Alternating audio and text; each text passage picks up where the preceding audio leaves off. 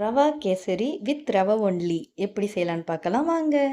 Fathi's vibe சேனலுக்கு உங்களை வரவேற்கிறேன். நம்ம இன்னைக்கு ரவை கேசரி ரவையை வச்சு தான் பண்ண போகிறோம். எப்படி பண்ணலான்னு பார்க்கலாம். இதுக்கு 1 கப் ரவை, 1 கப் சர்க்கரை, 3 கப் அளவு தண்ணி. இப்போ அடுப்பில் ஒரு கடாய் வச்சு அதில் நெய் சேர்த்துக்கோங்க. இப்போ ரவையை சேர்த்து ரவை நல்லா சூடாகிற வரைக்கும் வறுத்துக்கோங்க, தீஞ்சிடக்கூடாது. இந்த அளவுக்கு நல்லா வறுத்ததும் இதை ஒரு தட்டுக்கு மாற்றி வச்சுருங்க. அதுக்கப்புறம் அதே கடாயில் நம்ம எடுத்து வச்சுருக்க தண்ணியை சேர்த்து அது கூடயே ஒரு பிஞ்ச் அளவு உப்பு சேர்த்துக்கோங்க. தண்ணி நல்லா சூடாயிருந்ததுக்கப்புறமா கேசரி பவுடர் சேருங்க. தண்ணி நல்லா கொதிக்கும் போது ரவையை அதில் போட்டு கிண்டிக்கிட்டே இருங்க, கட்டி பிடிக்கக்கூடாது.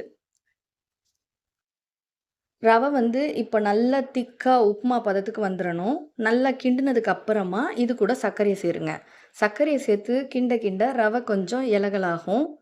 அந்த ஸ்டேஜில் நெய் சேர்த்துக்கோங்க.